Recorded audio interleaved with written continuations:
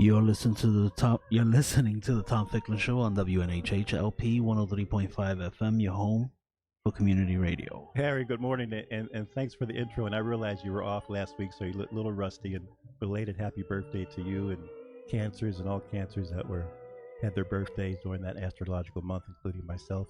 And Tiffany Jackson is with us, and Bethany Knight. Tiffany, what's your astrological sign? I'm an Aries. An Aries. Happy birthday to Aries coming up. And Bethany Knight is with us. What's your astrological sign? Aquarius. She's Aquarius. And happy birthday to you guys coming up in that January, February kind of motif. The music you hear behind us is, do you recognize that song, Bethany? I can't hear it.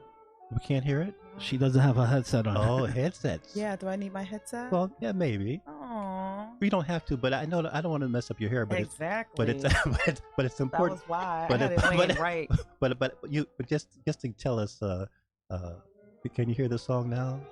No, I can't hear it. Now I can hear it. Do you recognize it at all? Yes. So fill us in, because we're here to kind of talk about music and vibration and upcoming events and how people can commune and participate and kind of share with one another what their gift, passion, and purpose is. Yes. Well, this is St. Paul and St. James Band, led by Will Clary. And this is Duke Ellington's Heaven. You know, Duke Ellington wrote a series of sacred concerts, which a lot of people don't know. And this is Heaven, one of his most popular pieces. But what's the connection to you and Bethany and myself, and why are we here even discussing that? It's always good to talk about heaven, just even in your most somber moments. This is heavenly. Heavenly. Yes. Yes. Well, we're here in part because we love you. And I love Bethany. Thank you. So love brought us here. Put your money where your mouth is. Exactly. And I'm starting a nonprofit organization called Gift, Passion, Purpose Project. And Bethany is the secretary, but she's even more than that to me personally. She's been a great friend. Yes. And she's actually tutored me on how to put an organization together. And she has her own organization as well. Tremendous. And she's really shared a lot of information with me because I was clueless about the process. I had all this energy and fervor to get it done, but I didn't understand the steps and how to get it done. So Bethany is here in support of that. And Tom as well. You're the president of Gift, Passion, Purpose Project. Rumor has it, yes. Rumor has it. But by acclamation, even by acclamation in absentia. So, you can't ask for more than that. Well, that's how fierce you are. Fierce. Even in absentee, you still are there. And Tiffany, jump in the fact that for radio, people come and go and in and out of the office and in and out of wherever they have to go. So there's some upcoming events. We're going to mention this a few times before we kind of conclude in the next 40 minutes. But if people are interested in finding out more about you, the Passion Purpose Project, they're even exploring their own gifts. I think we have an upcoming event in next month, August, as well as in the fall. Yes. Well, first I'd like to talk about the event in the fall, October the 6th, because that's really open to the public. It will be the debut of my one-woman show. Yes. One woman. My one-woman show, or one woman's story. Yes. Because you've impressed me as being various people. Yes, there'll be various people on the stage. And it's going to be focused on my life, essentially, from the hood or the inner city to the Ivy Leagues, to the halls of Yale University, and everything in between. And I will tell my story through my gift, which is my musical abilities, my singing abilities, my passion, which is mind, body, soul building, and my purpose, which is service to others. And you brought Bethany here just to kind of confirm that there's a reality there, or just to kind of support you? Well, Bethany can speak for herself, but I have to tell you, I first met Bethany at St. Paul St. James Episcopal Church. And when the service was finished, she came over to me and, I come all the way from Clinton, Connecticut, just to hear you sing. I was like, I wonder if she's really telling the truth. I think a lie detector test is still in order. So that's when I said, that lady's going to be my friend, because that's beautiful. See? And Bethany signed off on an important document, I believe, this week, in terms of your legal status. Yes. Well, I'm applying now for fiscal sponsorship through the Arts Council New Haven, as I'm awaiting for 501c3. Tax-exempt status to take place. So I'm excited about that as well, because I just completed that process yesterday, and Bethany wrote me a letter in support reason I'm so glad that you're Yes. willing to mention that is people often have their vision of their gift or their vision of their purpose or their vision of their passion, but also realize on the secular level, a legal level, a governmental level, you do have to have some kind of sometimes structure, and it's actually a defense mechanism, but it's also an offensive mechanism to kind of help to nurture you and also keep you grounded. So Yeah. the fact that you've sung in operas and you've graduated from esteemed institutions, even at your young age, there still is a need to kind of grow and solidify and become to perpetuate, because what you're establishing is a 501c3, not to wish this on you, but can continue even after you've transitioned to another plane. Absolutely. And I'm discovering myself that it's important to be aware of the resources in the community. You know, because there are so many of us who have the passion, right? And we all Yes. know that the best way to you know, to begin change is for me it's on the cellular level. It's in the community. But you still have to know what is available to you. You have to understand that in the community there are organizations that want to help. But if you are afraid to engage or to sort of step outside of your comfort zone, then you can go really but so far. Because a lot of people know who I am, and that's great, but that's not really helping my community. So by establishing this organization, I'm going to be able to affect change on a much different level than I've ever had before. So people will come out in October and okay, people will come out in October. It's October the 6th at 5 o'clock at St. Paul St. James. And if people want to find out more information, they can go to necessarydiva.net and to click on and find out what the necessarydiva.net. Yes, that's pretty bold statement. Wouldn't you say that? Ben? Yeah, I love it because necessary sounds so ordinary. Then diva is so extraordinary. See? And she meets both those qualifications. Definitely. I see Tiffany as a remarkable person and performer, and like any Olympian, she knows she still could use some coaches in her life, and that's why she's expanding at this exponential rate. It's such a pleasure to be part of the conversation with her. And I appreciate you saying that. You paid her well. She's really so far so good. Yeah, and it's not easy for me because I'm a go-getter and I'm independent. I wish I could do everything by myself. I really don't want to ask for help. I want to learn how to do it and do it myself. But then I'm realizing that's not how it always goes. It takes a village. Yes. Oftentimes it takes the community. So I've had to sort of just humble myself and not fight with Bethany when she's telling me things. She's tough. Not fight with her.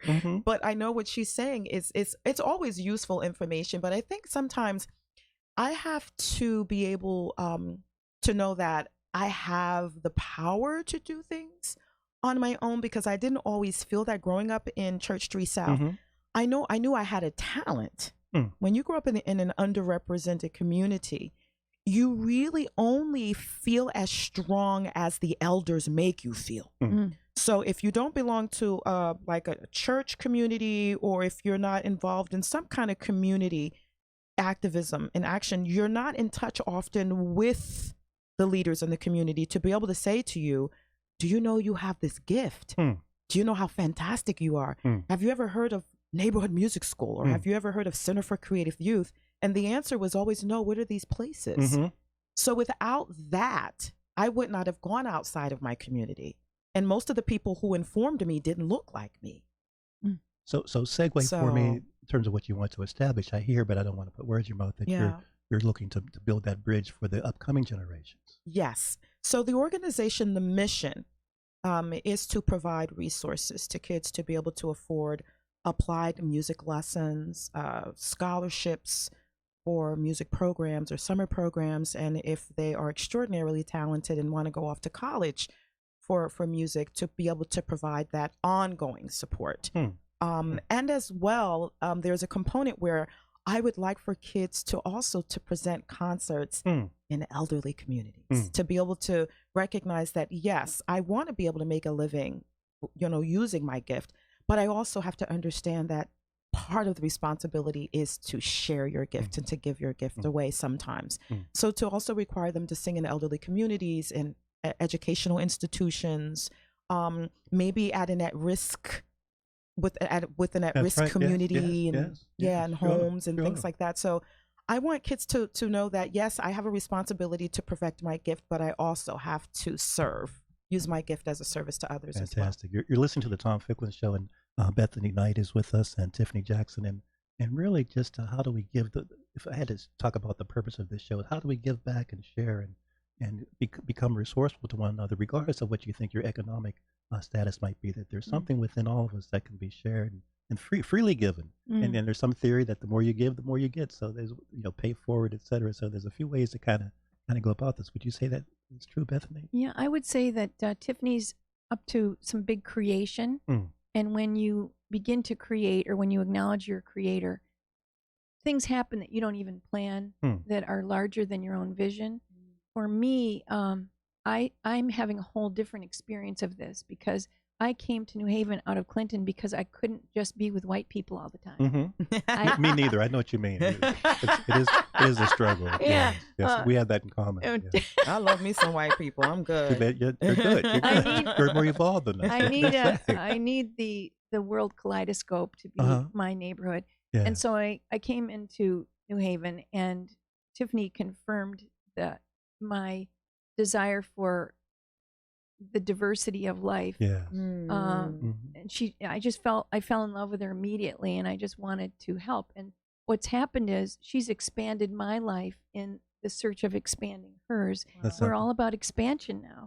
And more and more people are climbing on for their needs, their growth, their awareness, their desire to be around beauty and to be part of communicating something powerful and freeing.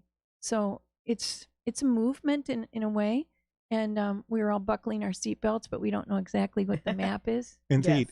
Oh, that's so is on target, and because again in October, if I hear what you're saying, Tiffany, and what you've just really beautifully elaborated, Bethany, is that the October, what's the date again? It's October the 6th, but the event that's in August, it's August the 31st. Okay. Bethany just basically described what it's all about. Oh, okay, all right. Bringing people together. So in August, for beauty. What's going on? So August the 31st is going to be the first big official fundraiser. Good, yes. Good. And it is going to be hosted by the Honorable Guido Calabresi and Ann Tyler Calabresi, who Bethany knows very well. And it's going to be on Ann's farm. What is it? Sunrise Farm? Is Sunnyside. Sunnyside Farm. Sunnyside Farm in Woodbridge. In Woodbridge. Okay. And I want the guests to represent what I'm all about. So it's going to be a really diverse group of people with different economic status. I've allowed for the tickets to be varied in price, good so that everyone can afford to come. I'm also inviting a lot of my friends who are fantastic musicians. Such as? Let's give them a shout out. Rex Cadwallader Trio with R.D. Dixon and Mike Acetta, and as well the St. PJs or St. Paul St. James Band with Will Clary and Andrew Fermo. And so the date again, and how people can kind of invest and really invest and come in and imbibe and celebrate themselves as well as others. Well, it's August the 31st. Essentially, it's by invite, but if your audience is interested in coming, they can certainly email me and inbox me, and I will send them more information. It's GPPP, 3 Ps, 848 at gmail.com. And also they can go to the website, giftpassionpurposeproject.com, and there is a link there that will lead them to the Eventbrite page. Excellent. And Tom, I wanted Bethany. to add that I think it's significant that the first event, the kind of public launch of what Tiffany's vision is at the Calabresi's farm, because these people have been working for community and social justice their entire lives. Yes. Anne is the founder of the New Haven Arts and Ideas Festival, which is now in its 25th year. Well, Anne is one of the three founders. Correct. She's also one of the founders of LEAP. She's one of the founders of the Sunrise Cafe, which serves breakfast 5 days a week to folk. And she has other projects as well. Indeed, in her young age, absolutely. Her husband has been a federal judge since the Clinton administration. So these are good people who have opened up their beautiful farm, which is a very grounding, natural setting for people to come out of New Haven and visit. Yes. So it's symbolic to me of what this is about. It's very large and many dimensions. Absolutely. And Well said, Bethany. such a shout out to, I think Guido was also maybe the dean of the law school for, Yes, for yes. certain period. Yes. So important in terms of the New Haven anchor. We take for granted this station. We take for granted Paul Bass. We take for granted New Haven Independent. But very few cities, particularly of our size, have this social media and broadcast media capacity. And so I just always wanted. In fact, this will be I think we're going to the 4th year next month, August. So I wondered how I kind of continue to get up every Monday morning for the last 4 years. That. It's pronounced Monday moaning.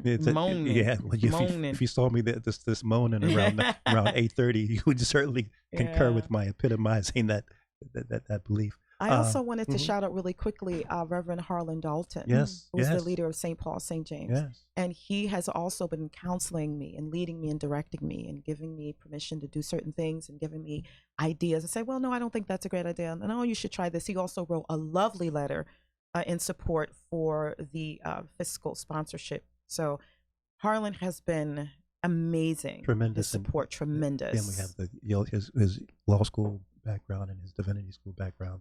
And speaking of St. James, St. Paul's, you also have, correct me if I'm wrong, you're doing some workshops or some, not necessarily healing, but working with young people, young women, older women, women in general, about their growth and their body, mind, spirit connection. Yeah, well, I'm doing a few things through Necessary Diva Productions, LLC, because I also have my own company. And I provide private voice lessons, which sometimes turn into sessions, because I find that when you teach the voice, you're teaching the person, you're teaching the being. It is such a personal experience. And I also am a trainer and sports nutrition specialist. And I also provide guidance primarily to opera singers. I get a lot of requests from my friends who are opera singers who want to be more fit and live a more fit life on the road as opera singers. So we can change, the mantra to when the fit lady sings. All right. And again, you're listening to the Tom Ficklin Show, and Tiffany Jackson is with us, and Bethany Knight.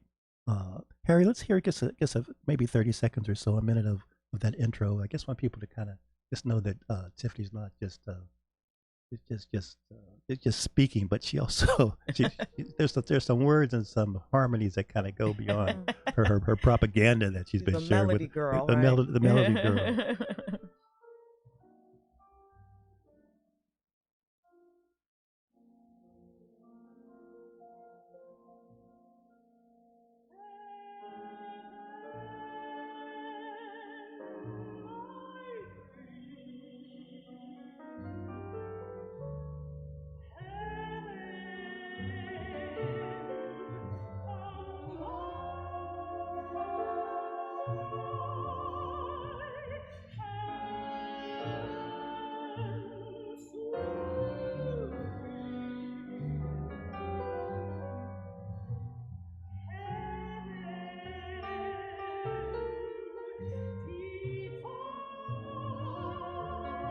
Harry, thank you so much. Let's get back, because I just want to tease folks, but they want to hear more. They can come out when? They can come out October the 6th, and they can also keep in touch with me so that I can let them know when I'm appearing at St. Paul, St. James. Yeah. Excellent. Yes.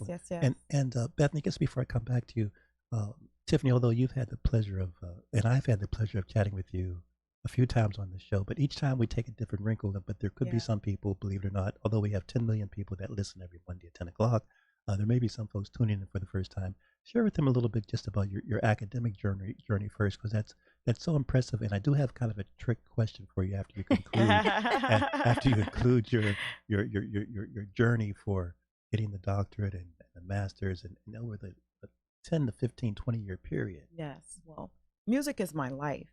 Music is my soul. Music is my heart. Music is God for me. Music is spirit. Music is my blood. Music is in my veins. My music and my ability to sing, I feel, is a spiritual endowment. And there's healing in it. And I've been given that gift. And I've been aware of it for quite some time. But I was able to go off to school so that I could learn to perfect it, technically speaking. And I started that journey in 1989 when I left Church Street South housing projects, and I moved to Ann Arbor. Okay. Nice and warm up there. Nice and warm. Yeah, What a shift, culturally speaking. And I studied with the first African-American tenor to sing at the Metropolitan Opera. His name is George Shirley. And as a matter of fact, I think Obama awarded him with a Medal of Arts recently. And then I went and I was recruited by Doris Cross to join the Yale Opera. And here it is now. I'm in New Haven. Well, not so quick. You finished you earned your bachelor's at University of Michigan? University of Michigan. And I graduated in 1993. Okay. And I was invited to audition for Yale, and I was accepted into their opera program. And I was recruited by Doris Cross, Yorick Cross, who is the director of Yale Opera. And here it is now. I'm in New Haven, totally different context. Still living in the projects, by the way, and walking to class with a lot of pride. Like, okay, every day was a journey for me. And I'm just so grateful. When I look back, I just can't believe it. But then I recognized how, wow, there's a different city beyond these walls. Yes. And growing up, I would see Yale and it was like, oh, Yale University.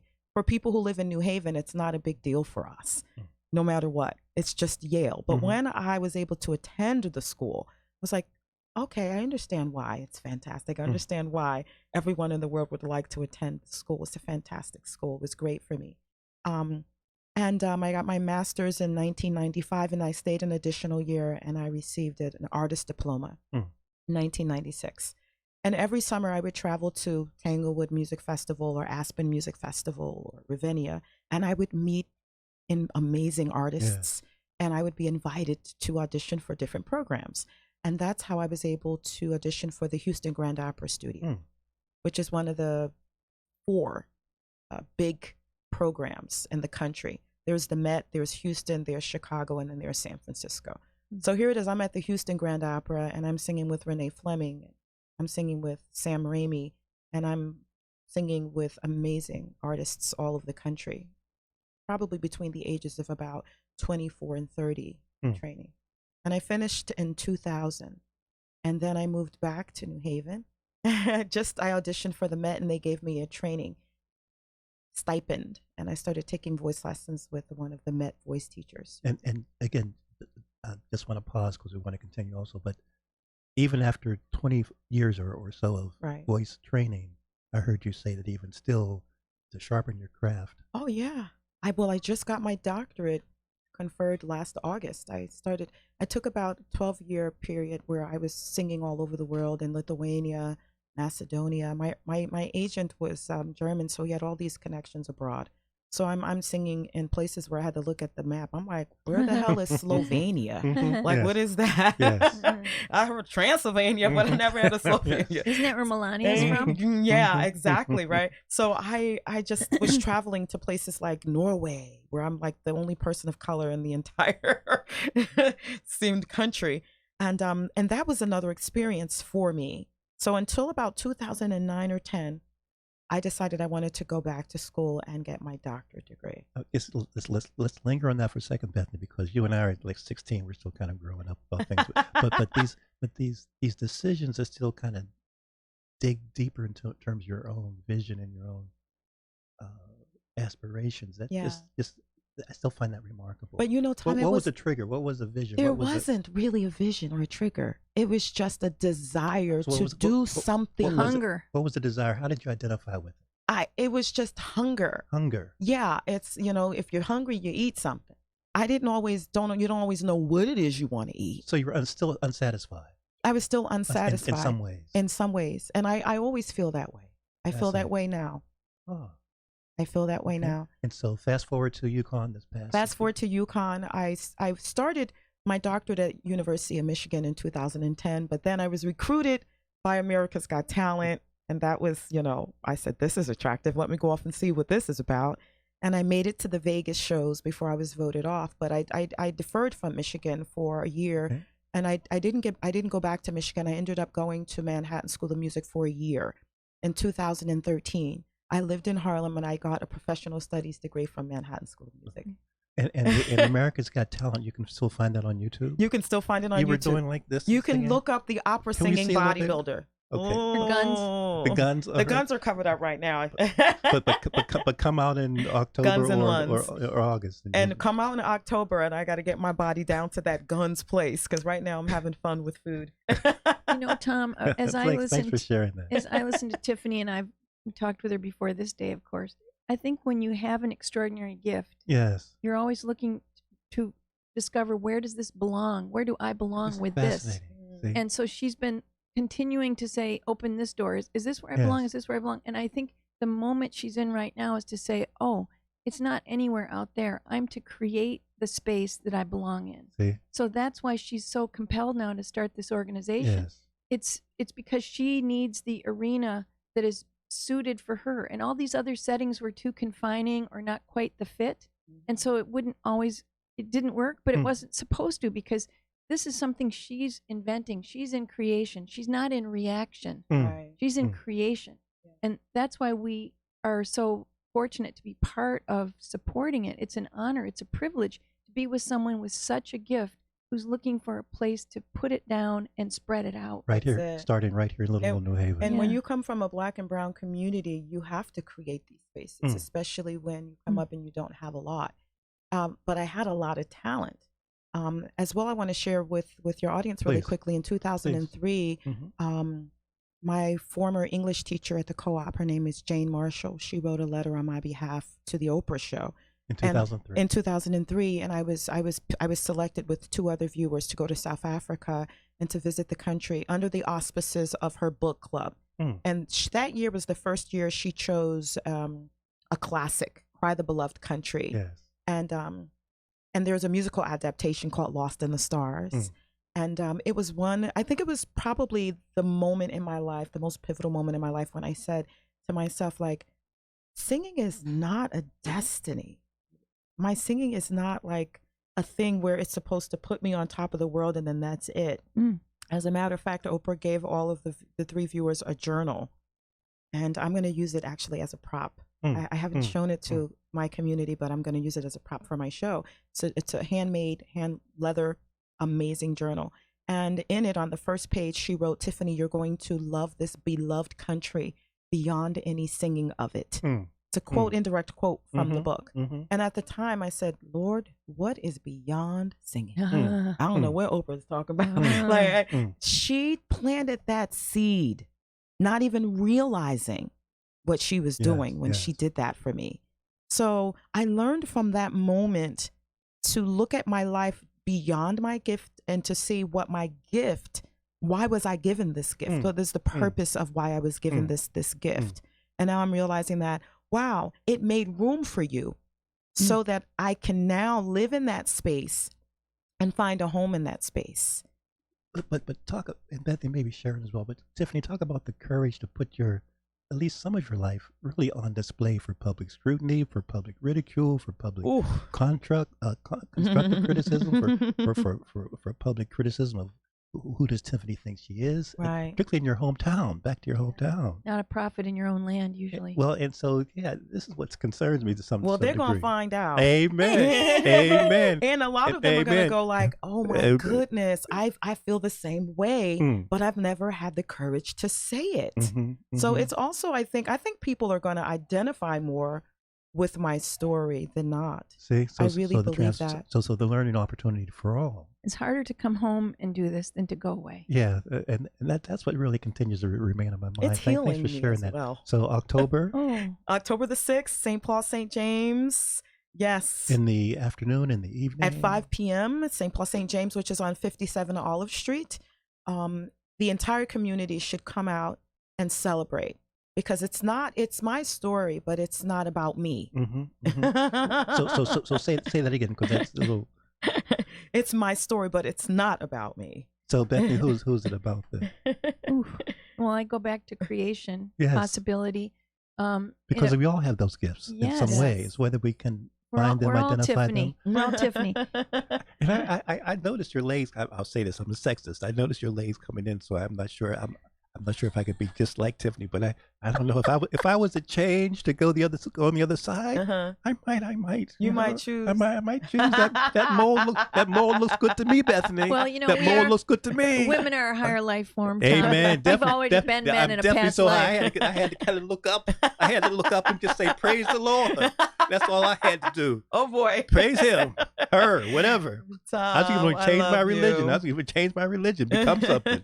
You know, St. Paul's and St. James is celebrating its 190th birthday this year. Yes. And so Tiffany's event is part of that celebration. We're celebrating the incredible ways this church over the eras has been a part of the community, from teaching English to Italian immigrants 150 years ago to today, providing all kinds of support for people who are still looking for a home. So this is just another way that this incredible 30,000 square foot beautiful building is opening itself up. And we really do hope that everybody who's driven by it 1,000 times comes inside and just experiences just the acoustics with Tiffany. The first time I heard her, I'm like, am I at the Met? Where am I? This is unbelievable. That on this little corner. Indeed. Yeah. Indeed. Wow. Indeed. Thank you, Bethany. So let's shift as we have about another 10 minutes and or 8 minutes and take a deep breath.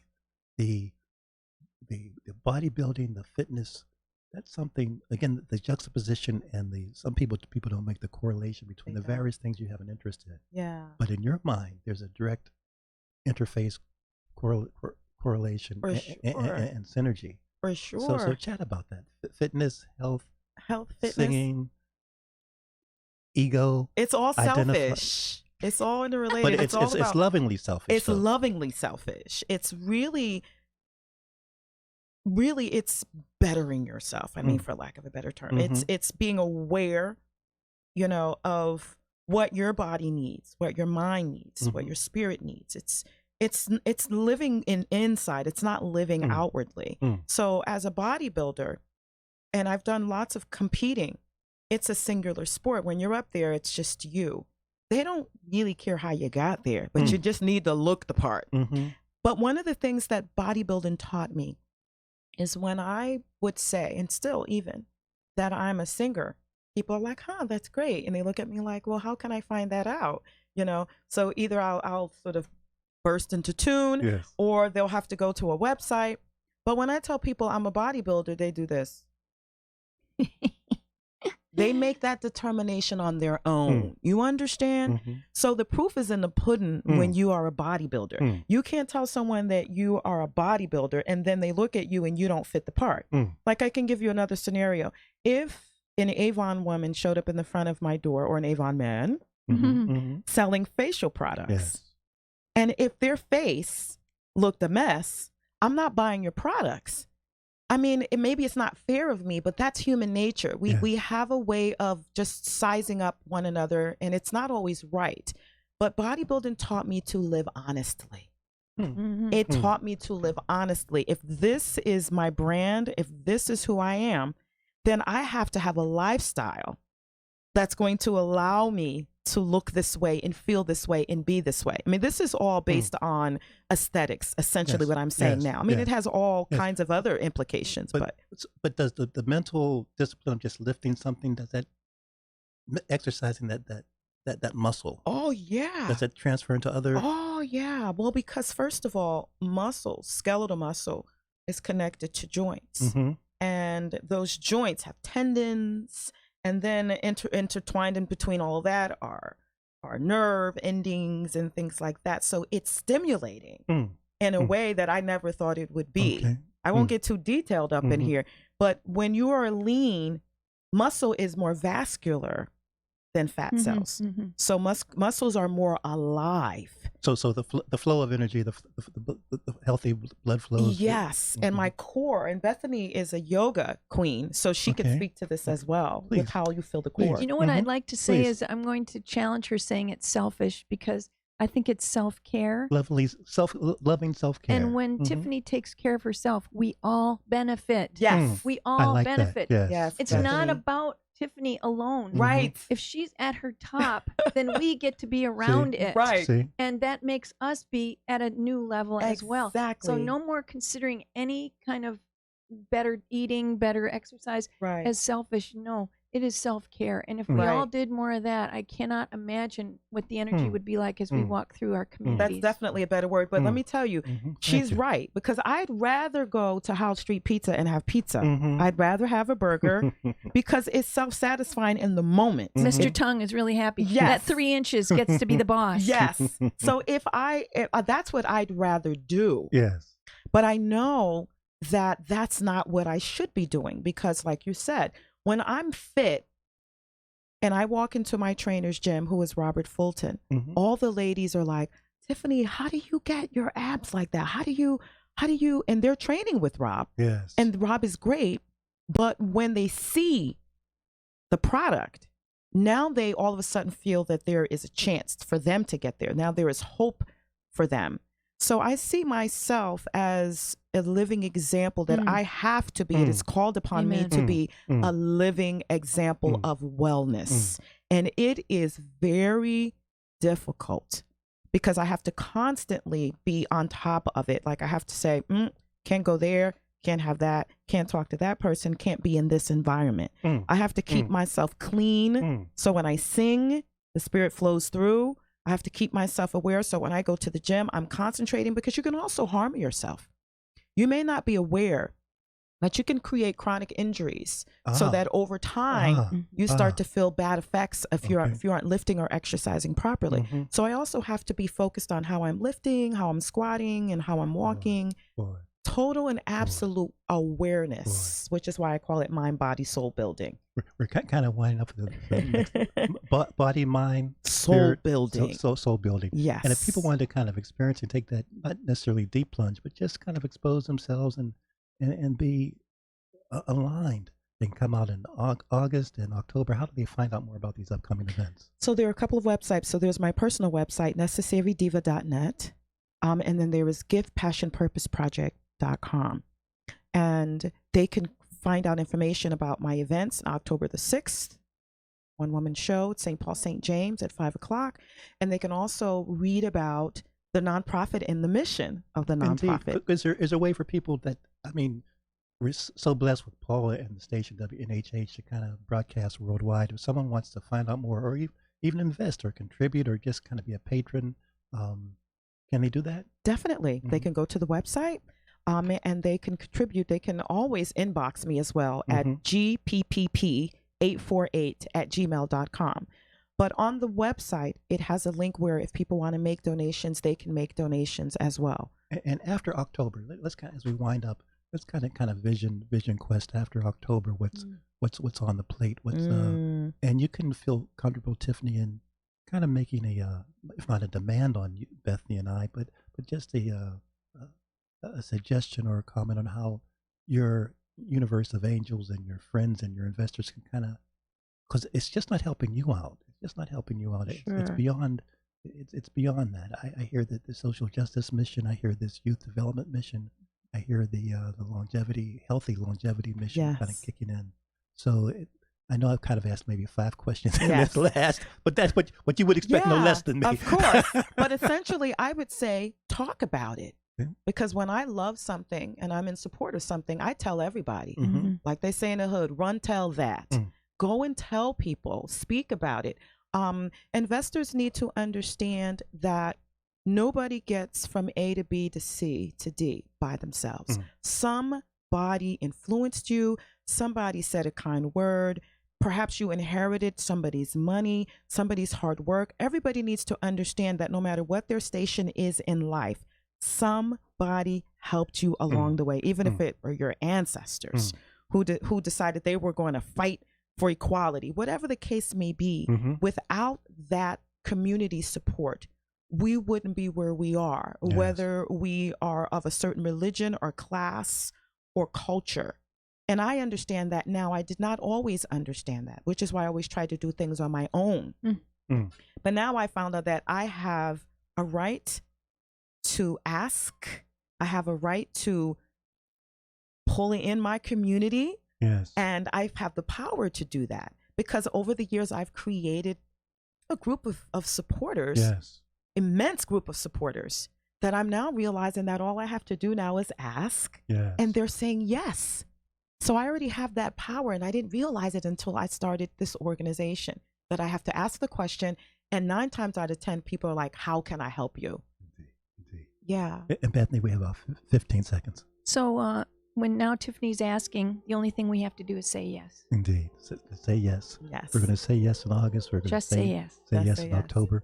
And also, we'll have you back to talk about after October. I mean, with this, we're just planning the sure. the The seeds, first right? launch. Yes. The first launch. So it's going to be multivalent and multidimensional Yes. and multi-purpose, but for everyone's benefit. Thank you, ladies, Tom. for being here. And thank you for Tom. having us, Tom. Yeah, you guys Love get you. you'll get Thank the you. bill. You'll get the regular bill. Get the regular Send it to feedback. Bethany. Send it to Bethany. I'll find a donor. His name is Ficklin. Amen. I like that. The circle bites. Thank you, everyone. See you next Monday. And ladies, thanks again. Thank you.